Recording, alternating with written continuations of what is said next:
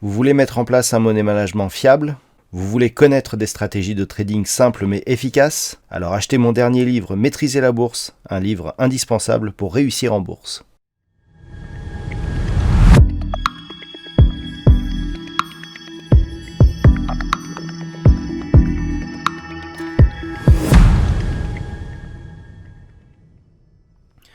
Bonjour à tous et bienvenue sur boursicoté.com pour cette nouvelle analyse technique du CAC 40 en clôture avec une séance qui est encore une fois restée sous la zone des 7015 points puisque malgré une ouverture haussière, on est encore une fois venu buter ici sur cette zone horizontale, sur la moyenne mobile 20 exponentielle, pour au final marquer ici une nouvelle séance de baisse, puisqu'à 6946,82, le CAC 40 perd 0,26% par rapport à la clôture de la séance précédente. Alors nous avons toujours des inquiétudes autour des tensions géopolitiques qui s'exercent entre la Russie et l'Ukraine. On a pensé dans un premier temps que les troupes se retiraient de la frontière ukrainienne et puis finalement peut-être que non, peut-être que oui. Bref, on ne sait pas et quand le marché ne sait pas, il baisse puisque l'investisseur n'aime pas l'incertitude. Du point de vue des indicateurs techniques, nous sommes dans une configuration très indécise. Au vu des histogrammes du MACD, on a tantôt une évolution positive, tantôt une évolution négative dans très peu d'amplitude, donc très incertain du point de vue de cet indicateur. Le RSI, quant à lui, adopte une course désormais quasi horizontale et les volumes sont tout juste dans la moyenne. Donc il n'y a vraiment aucun indicateur qui nous donne une indication fiable. On s'en remet donc aux niveaux horizontaux, au niveau purement chartiste, et là ce que nous avons, c'est tout simplement une impulsion baissière qui vient ici tester la bande de Bollinger inférieure. Le retour sur la moyenne mobile 20 exponentielle nous indique que cette moyenne mobile reste résistante, c'est très net ici sur ces deux bougies, et donc que techniquement nous sommes toujours dans une tendance baissière.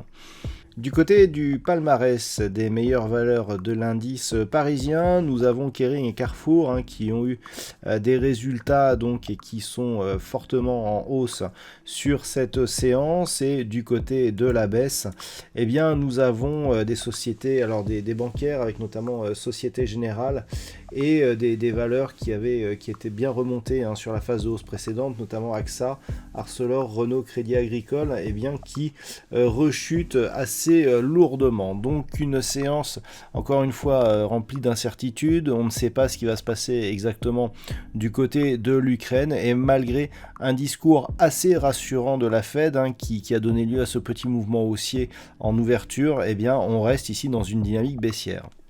Alors d'un point de vue technique et en absence d'indications claires par les indicateurs techniques, on s'en remettra encore une fois au niveau horizontaux, à savoir que tant que l'on évolue au-dessus ici des 6895 points, on n'est pas encore dans une phase d'accélération.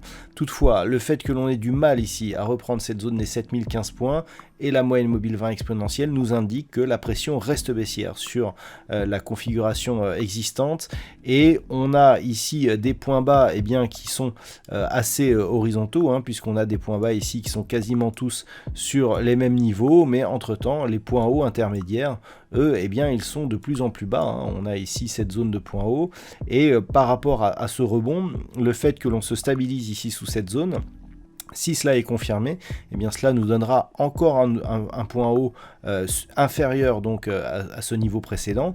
Et clairement, on est ici dans une évolution qui là aussi nous donne plus d'indications baissières que des indications haussières. Donc les points à surveiller, on en a déjà parlé. 7015 points à la haute. Si on parvient à s'extirper ici de cette zone, on reviendra au contact ici de la zone des 7110. Mais c'est vraiment cette zone des 7150 points qui nous permettrait ici de repasser sur un mouvement haussier. Pour l'instant, on est relativement neutre. On a ici une succession de points bas et une succession de points hauts qui sont quasi horizontaux, que ce soit en bas ou en haut. Le fait de s'affranchir ici de de cette zone, eh bien, nous remettrait dans le sens de la hausse. Qui plus est, on aurait certainement ici un contact avec la bande de Bollinger supérieure, ce qui serait là aussi un bon signal. Par contre, si on casse ici la zone des 6895 points, le risque est un retour rapide sur cette zone des 6751 points, qui en cas de cassure, eh bien, nous donnerait un signal de retour sur cette zone ici des 6670 points, et en cas de franchissement, clairement, on aurait un signal de retournement majeur sur la tendance moyen terme de l'indice parisien. Voilà donc les niveaux à suivre pour demain. D'un point de vue statistique, nous avons une configuration qui redonne un peu plus d'occurrence, mais qui est assez incertaine. Alors pour le début pour la fin de cette semaine et le début de la semaine prochaine, on est toujours sur une évolution baissière, et pour demain, eh bien, la probabilité justement de cette évolution baissière se chiffre à 55%. Donc il y a une petite tendance quand même, on a un potentiel même qui est assez fort. Et puis pour les jours suivants, donc on est toujours à la baisse lundi et mardi prochain, et ça s'équilibre à partir de mercredi prochain. Voilà, je vous rappelle que ce ne sont que des statistiques et que cela ne préjuge absolument pas de l'évolution réelle de l'indice parisien. Voilà donc ce que l'on peut dire sur cette configuration technique. Je vous souhaite de passer une très bonne soirée. On se retrouve dès demain pour d'autres analyses techniques, toujours sur le site boursicoté.com.